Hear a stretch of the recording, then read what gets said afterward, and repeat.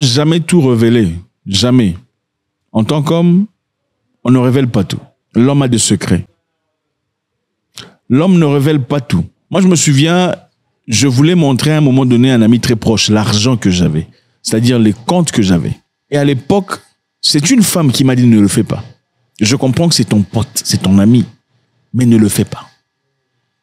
Ok? C'est vrai, les intentions ne sont pas négatives. Ces intentions sont certes positives. Ces intentions, c'est pour que j'aille de l'avant. On a tous ces genres de personnes. Mais on m'a dit ne le fais pas, parce que tu ne sais pas ce que ça va engendrer dans son cœur. Parce que les hommes sont hommes. L'homme est imparfait. Dans la vie, on ne dit pas tout. Même pas à sa femme. On ne dit pas tout. Je sais que ça va vous déranger. Vous connaissez l'histoire d'Eboué? Emmanuel Eboué, n'est-ce pas? C'était un jeune Ivoirien, courageux, brave, évidemment. Vous savez comment ça se passe. Qui est parti à l'étranger pour se chercher une vie. Un sportif, un footballeur. Une histoire malheureuse, malheureusement, mais avec une finalité différente. Ok, on va parler de la partie malheureuse de son histoire. Eboué était né à Abidjan en 83.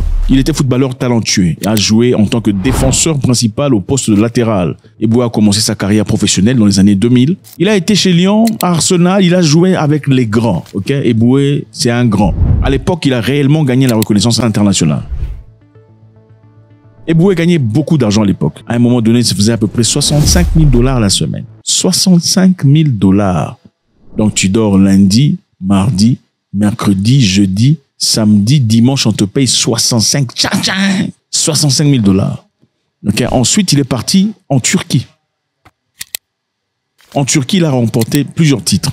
Mais la partie sombre d'Eboué va commencer à un moment bien précis. On ne va pas entrer dans ces détails-là. Mais ce qui est important à retenir, c'est quoi? Son épouse ne voulait plus de lui. Il a épousé une blanche. Je sais qu'on dit que beaucoup de Noirs épousent des blanches quand ils deviennent grands. Quand ils sont petits, ils n'ont rien. Mais à partir du moment où ils ont de l'argent, ils trouvent une blanche, ils veulent de blanches. Eboué aurait perdu une dizaine de millions de dollars auprès de sa femme. Dans certaines de ses interviews, il a dit qu'à la fin de sa carrière, il avait envoyé à peu près 8 millions de dollars à sa femme, venant de la Turquie. Un jour, moi, je suis parti à la banque pour me renseigner. Et c'est là que je me suis rendu compte que il n'y avait plus d'argent sur le compte. Comment tu as réagi à ce moment-là? Je ne croyais pas. Je ne croyais pas. Et je ne peux pas penser, une fois que la personne avec qui tu vis, tu as fait des enfants avec... on voit ça dans les films. On voit ça dans les films, mais je ne peux pas penser qu'un jour, cela allait arriver. Donc vous aviez un compte commun et elle a tiré l'argent, quoi. Bon, c'est ce qui s'est passé. J'ai été naïf là-dessus. Je sais, je le sais. J'imagine qu'il s'agit de millions d'euros. Oui, beaucoup. C'est beaucoup de millions. Moi, je sais qu'il me fait escroquer. Et évidemment, il faisait ça pour ses enfants aussi. Chaque père, manifestement, veut le bien de ses enfants. Et ils avaient 3 enfants ensemble. À la fin de sa carrière, quand sa femme voulait partir, elle a oublié tout ce qu'ils avaient partagé dans le passé. Elle a oublié les galères, la peine, la douleur, la trière qu'ils ont partagé en tant que couple. Elle a même oublié le fait qu'il était le papa de ses 3 enfants. Elle a pris ses clics et ses claques et ses tailles. Et elle ne s'est pas taillé les mêmes bredouilles. Elle a pris des mansions, des villas. Je sais pas, mansion, c'est équivalent de villa en français. Hein. Une mansion que ce jeune Africain possédait. Ils sont partis en justice pour aller lutter. Et en justice, on a dit, le juge blanc a dit que tout doit revenir à la femme. Ce n'était pas 50-50. Tout ce qu'il a fait. Imaginez-vous tout ce qu'il a donné comme travail. Tout ce qu'il a sacrifié de sa vie. Depuis sa jeunesse. Malheureusement pour Eboué, d'après certains rapports, il n'avait pas beaucoup de connaissances financières. Okay? Donc, il a fait confiance. Les gens disent qu'il n'avait pas de connaissances financières. Moi, je dis qu'il a simplement fait confiance. Okay? Tu aimes une personne, tu dors avec elle chaque nuit, elle te caresse, chérie, ça va aller, ton toutou, ton histoire qui fait mal au genou, ne t'en fais pas, je mettrai de l'eau froide. Vous restez avec la personne pendant longtemps. Vous lui faites confiance. Vous commencez à vous ouvrir au point où on le... C'est normal, elle fait partie de votre vie. Et quand on vous rappelle que l'homme quittera son père et sa mère s'attachera à sa femme, tu dis, bon, c'est la volonté de Dieu, n'est-ce pas? C'est Dieu qui a fait que je quitte la Côte d'Ivoire dans ma misère, dans la peine. C'est Dieu qui a voulu que je ne fasse pas de grandes études, mais quand même, il m'a ramassé ici. Il m'a donné une belle opportunité. Dieu est bon, Dieu est grand. Et j'ai aussi épousé une jolie femme blanche. Je n'aurais jamais pu faire ça sans cette opportunité venant de Dieu. Mais la femme avait joué sa part très intelligemment.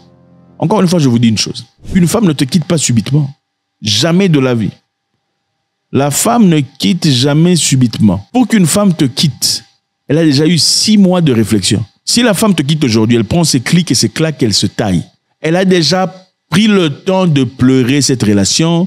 Elle a déjà exfiltré la relation. Elle a déjà dégagé de son esprit. Donc, quand on commence à te voir, vous allez remarquer ça généralement comment? C'est avant, elle se plaignait sur certaines histoires. Pourquoi tu es en retard? Pourquoi tu n'as pas mangé? Pourquoi je t'appelle, tu ne réponds pas? Finalement, elle ne s'en plaint plus. Elle t'appelle, tu ne réponds pas. Avant, elle faisait du bruit, c'est fini. Tu reviens en retard. D'avant, c'était pourquoi elle ne fait plus. Là, elle est déjà sortie, elle n'est plus là. Tu peux être couché dans ton lit avec une femme qui n'est pas la tienne.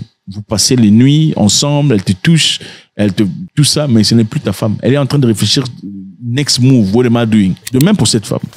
Elle s'est taillée. Le monsieur a traversé des moments très difficiles. Il a souffert, il a pleuré, il a prié, il a demandé le soutien de Dieu.